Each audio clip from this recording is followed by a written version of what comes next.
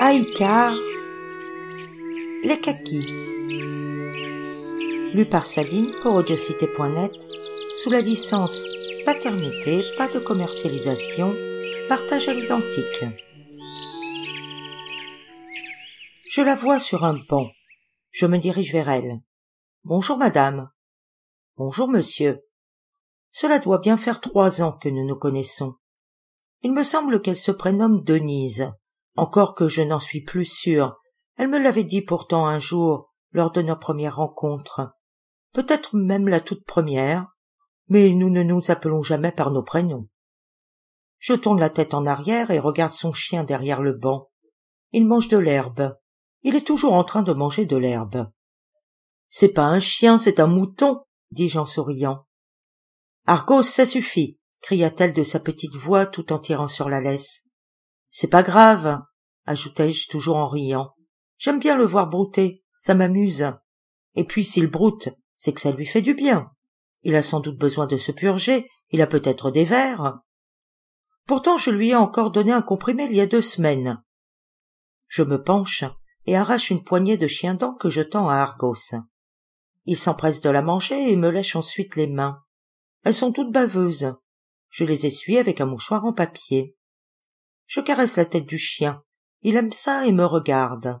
« Tu es vraiment un gentil chien, Argos. Tu sais que ta maîtresse croit en la métempsychose. Moi, je n'y crois pas beaucoup. Pourtant, je veux bien croire que dans une précédente vie, tu as été un mouton. »« Laissez mon chien tranquille, » s'exclama Denise. « On ne plaisante pas avec ces choses-là. » Discrètement, je sortis un biscuit de ma poche. « Bon, Argos, je vais te poser une question et tu vas y répondre sérieusement. Est-ce que dans une précédente vie, tu as été un bon chien ?» Argos tourna la tête de droite à gauche.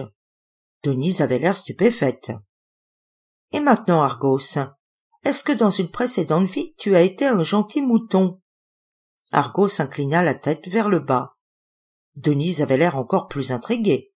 Mais bientôt elle se baissa et aperçut le biscuit dans ma main. « Qu'il est bête !» s'exclama-t-elle. « Allez-vous enfin arrêter d'embêter mon chien ?»« Je m'excuse, je ne voulais pas me moquer. Je voulais juste vous faire sourire. Je vous trouve bien triste aujourd'hui. »« Vous vous trompez, jeune homme. Je ne suis pas triste. Je vais hériter d'une belle maison à Antibes. »« Votre mère est décédée, la coupai-je ?»« Oui, hier matin, d'un cancer généralisé. Je suis triste parce que c'était ma mère. Mais il y a 2 ans que je ne l'avais pas vue. On ne s'est jamais bien entendu. Et puis, elle souffrait tellement que je pense que c'est mieux qu'elle soit partie. À quoi bon prolonger des souffrances ?»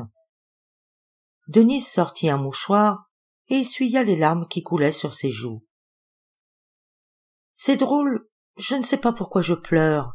Ça doit être nerveux, parce que ma mère je ne l'aimais pas, mais alors vraiment pas. Enfant, elle ne faisait que me taper dessus avec le martinet. Elle me fouettait avec les lanières, et quand elle trouvait que ce n'était pas suffisant, elle utilisait le manche pour me taper dessus.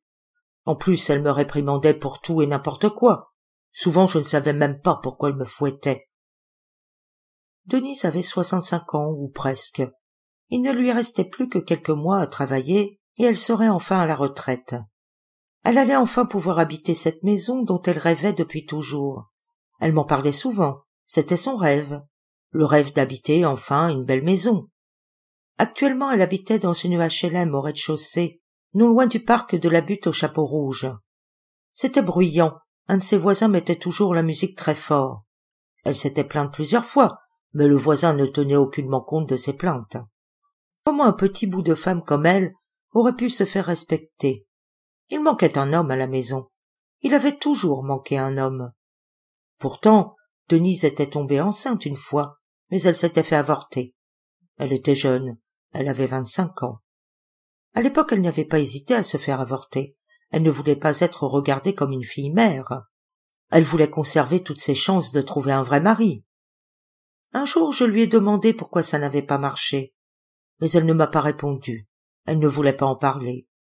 Et puis, un jour, alors qu'on parlait beaucoup de l'affaire Strauss-Kahn, elle m'a dit « C'est comme ça que c'est arrivé. avec un client qui m'a prise de force, comme l'histoire de ce monsieur dont on parle tant en ce moment. Vous savez, je n'ai pas toujours été femme de ménage dans des petits hôtels, j'ai même travaillé au Ritz quand j'étais jeune. J'ai même serré la main d'un émir une fois. Ah, je comprends mieux maintenant pourquoi vous m'aviez dit que vous étiez obligé d'avorter, pourquoi vous n'aviez pas le choix.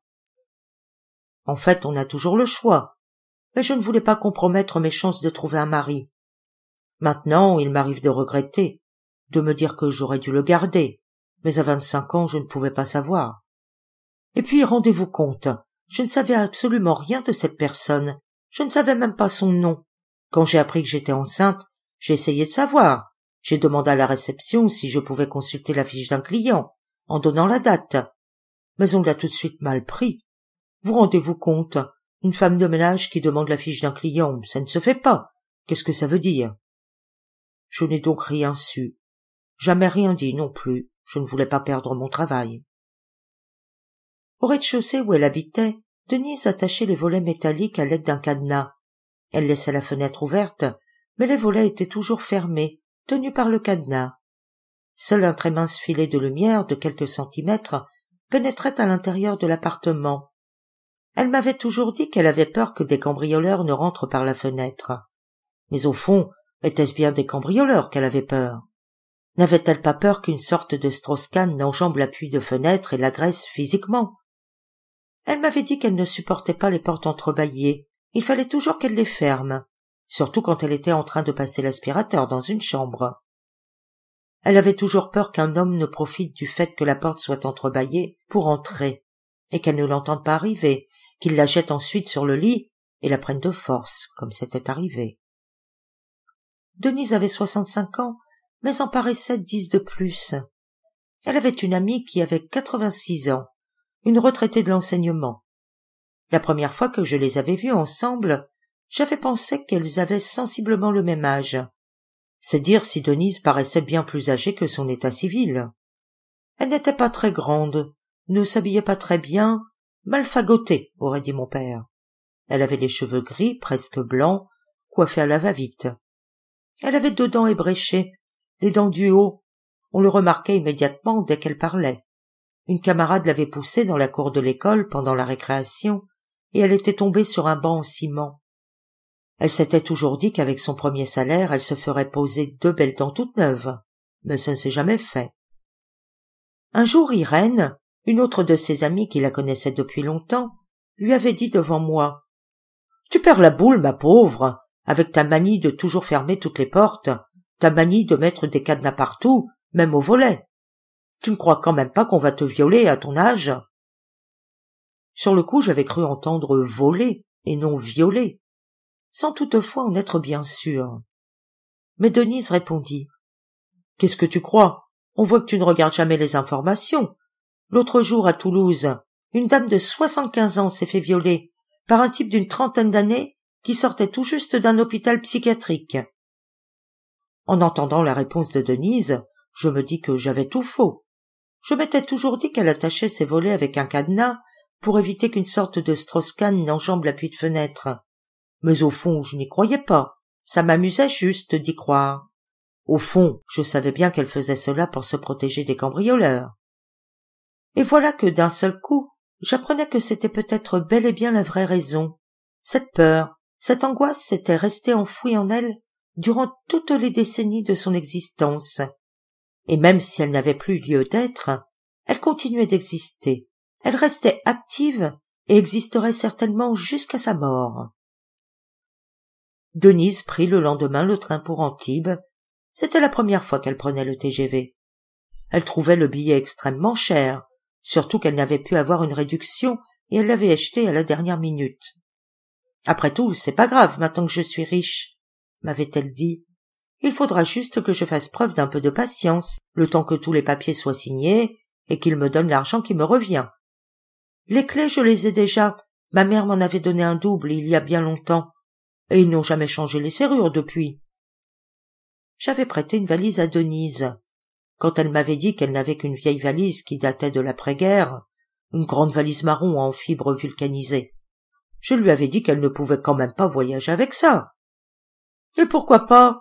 Ça revient à la mode, ça fait vintage, m'avait-elle répondu. Cette valise, j'y tiens, elle appartenait à mon père.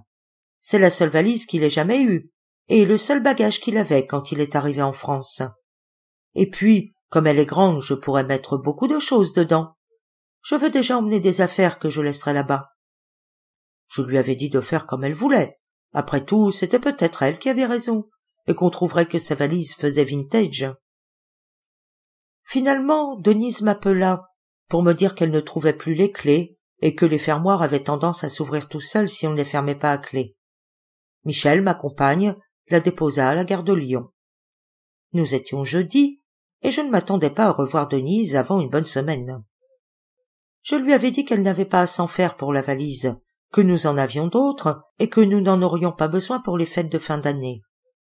Pour toutes ces raisons, je crus avoir la berlue en apercevant, le dimanche matin qui suivit, Denise en train de promener Argos dans le parc des Buttes-Chaumont. « Bah, qu'est-ce que vous faites là? Vous ne devriez pas être à Antibes ?» m'exclamai-je. « Si, normalement, mais j'ai dû revenir. »« Pour quelle raison, si ce n'est pas indiscret ?»« Les nouveaux propriétaires ont déjà changé les serrures de la maison. Dès le lendemain de sa mort, ils ont changé les serrures. »« Attendez, je ne comprends rien de ce que vous me dites. Ne deviez-vous pas hériter de la maison à la mort de votre mère ? » ?»« Si, normalement, mais elle l'avait vendue en viager il y a 2 ans, et ça, je l'ignorais, elle ne me l'avait pas dit. »« Ah bon ? Alors de quoi allez-vous hériter finalement ? » ?»« Rien, absolument rien. J'ai même dû signer une rétrocession ou un truc comme ça, je ne me rappelle plus du mot, pour ne pas avoir à payer les dettes de ma mère ainsi que les frais d'enterrement. »« Ah bon ? C'est incroyable ça, je n'en reviens pas. Vous n'avez absolument rien touché. »« Nenni, même pas un pet de lapin. » À ce moment-là, Denise avança la tête, la releva légèrement, et d'un frottement de l'ongle du pouce contre l'une des incisives de la mâchoire supérieure, accompagné d'un claquement sec de la langue contre le palais, me signifia à nouveau par ce geste qu'elle n'avait absolument rien touché. Nous étions en décembre.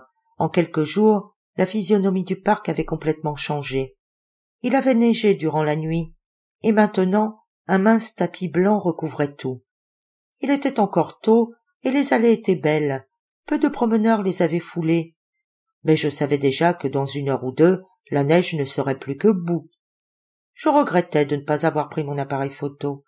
J'aurais aimé prendre en photo Argos, avec son petit manteau rouge. C'était amusant de le voir manger de l'herbe. Il en arrachait une touffe qu'il recrachait presque aussitôt. L'herbe était gelée. Il attendait un peu, puis la mâchouillait sans l'avaler, sans doute pour la réchauffer, puis l'avalait enfin. Il courut vers un groupe de corneilles qui ne s'envolèrent même pas. Elles avaient bien vu qu'il était inoffensif, la longueur de sa laisse ne lui permettant pas de les atteindre, loin de là. Argos se contenta alors d'aboyer dans leur direction. Elles tournèrent un instant la tête, puis se remirent à percer de leur bec le fond du grand sac poubelle en plastique. Denise reprit. « Ma mère a touché un capital, plus une rente mensuelle équivalent au SMIC. Normalement, j'aurais dû hériter du capital.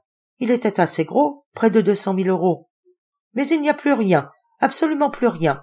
Elle a tout dépensé, ou plutôt tout donné à des charlatans. » Je me permis de la couper. « Excusez-moi, mais je ne comprends pas très bien. »« Alors ne me coupez pas tout le temps et vous comprendrez. Je vous ai dit que ma mère avait un cancer.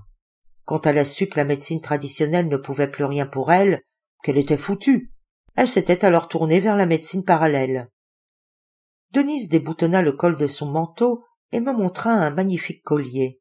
« C'est de l'ambre, dis-je. »« Oui, c'est un collier qui était censé l'aider à guérir. Je ne vous dis pas le prix qu'elle l'a payé, c'est incroyable. De l'ambre de la Baltique pour guérir d'un cancer.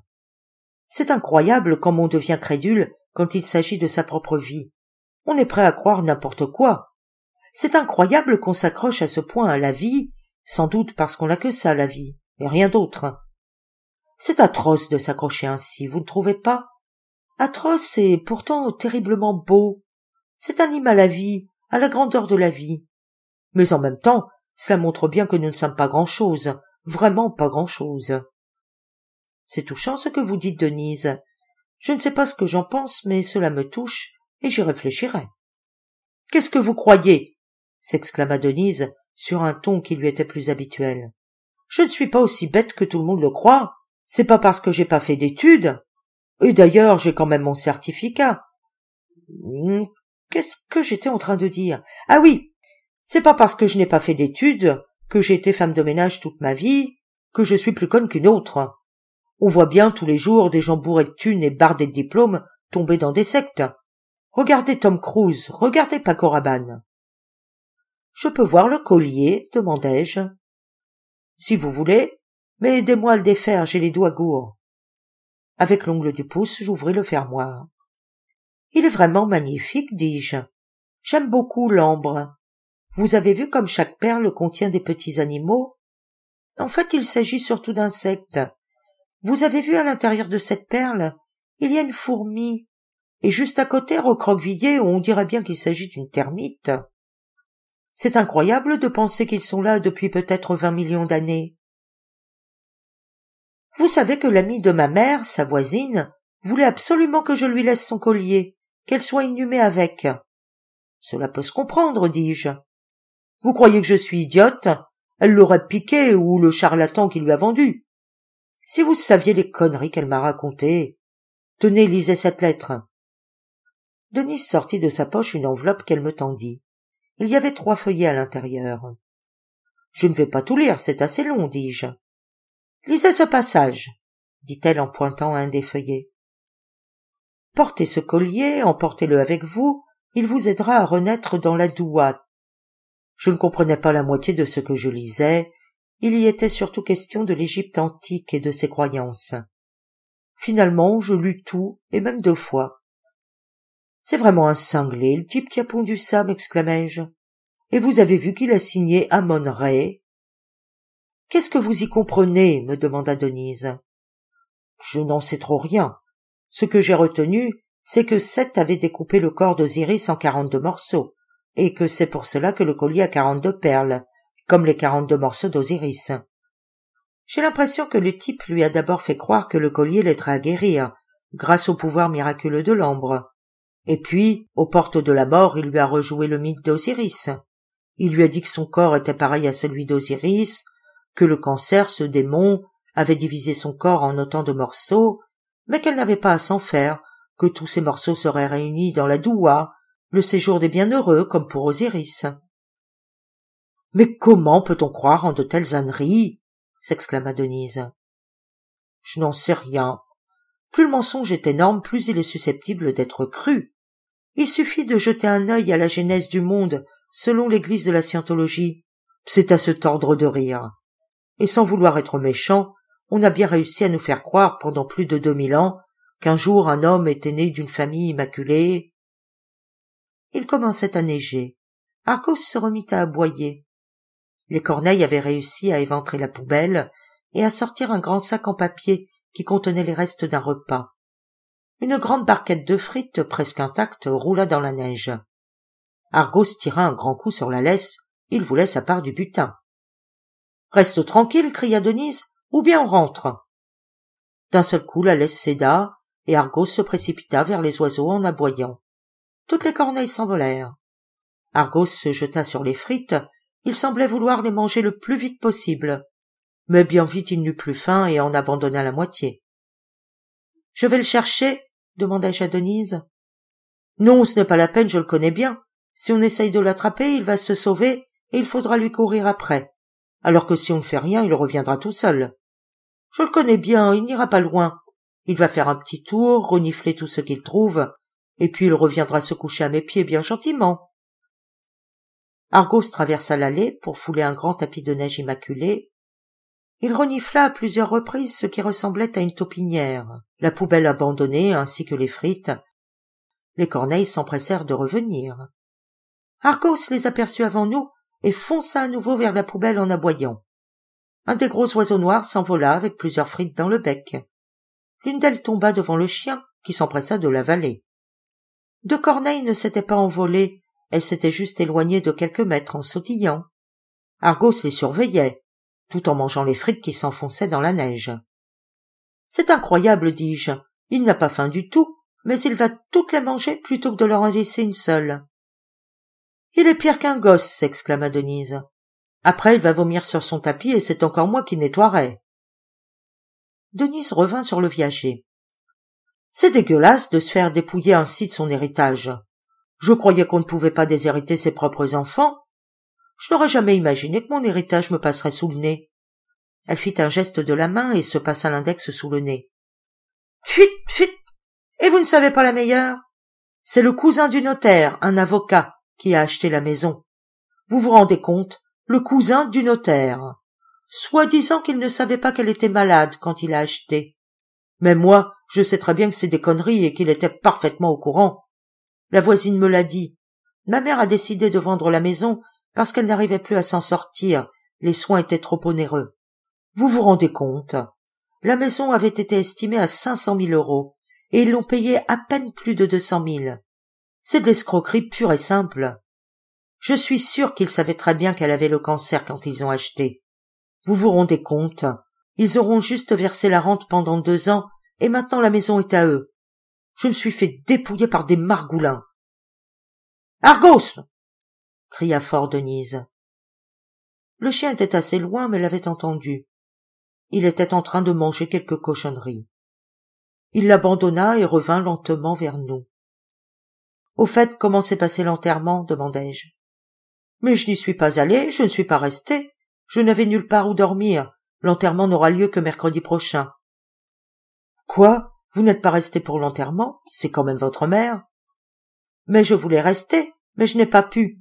On voit bien que vous ne connaissez pas le prix des hôtels à Antibes. »« Vous ne pouviez pas dormir dans la maison de votre mère? »« Je vous l'ai dit. Quand je suis arrivé, ils avaient changé les serrures. »« Mais attendez, je ne vous ai pas tout dit. » Denise posa sa main sur le dos de la mienne. « Ils ont fait preuve d'une grande générosité. Ils ont ouvert la maison spécialement pour moi et m'ont autorisé à dormir une nuit. Juste une nuit. Ils ne pouvaient pas plus car dès lundi matin, des ouvriers doivent venir. Je regrette presque d'avoir accepté leur offre. Si j'avais été un peu plus intelligente, j'aurais couché dehors. Je me serais allongée devant le portillon. Voilà ce que j'aurais dû faire. Coucher dehors pour faire honte à cette vermine, à ces margoulins. Dommage que je sois aussi bête. Dommage que je manque tant de courage. Vous vous imaginez les titres des journaux? Une dame de 65 ans retrouvée morte ou transie de froid devant sa maison après s'être fait dépouiller par des margoulins. Denise eut un petit rire sarcastique accompagné d'un léger sifflement.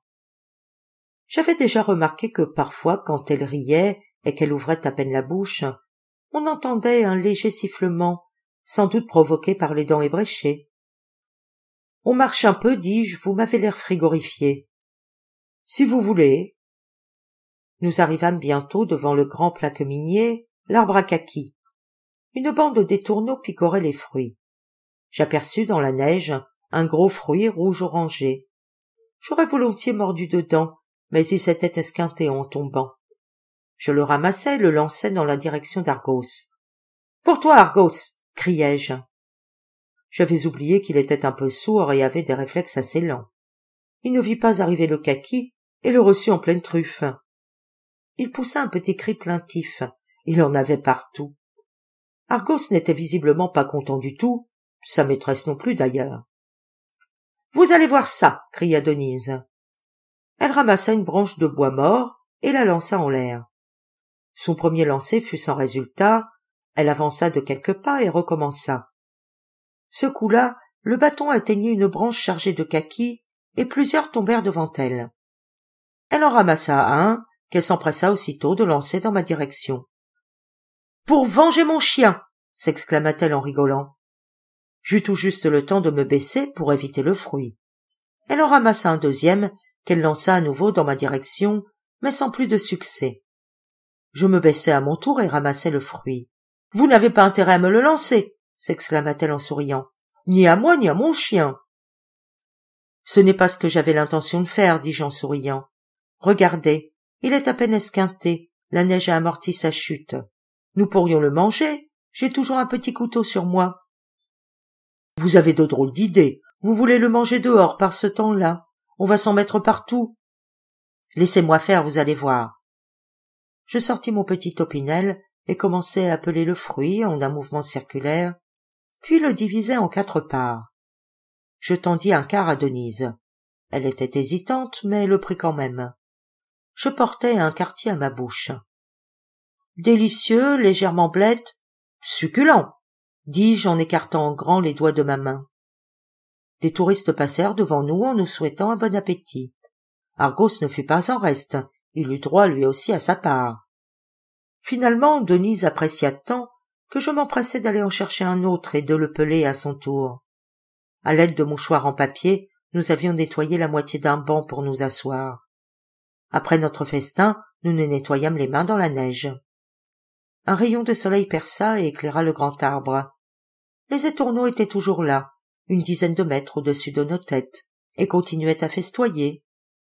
Nous regardions les kakis qui pendaient aux branches, recouverts chacun sur le dessus d'un centimètre de neige. « Mon Dieu, comme la nature peut être belle !» s'exclama Denise. « Heureusement qu'il y a dans la vie des moments comme ceux que nous vivons en ce moment, des moments où nous sommes vraiment heureux. » Je ne répondis rien. Ce n'était pas nécessaire. Denise savait que je pensais comme elle.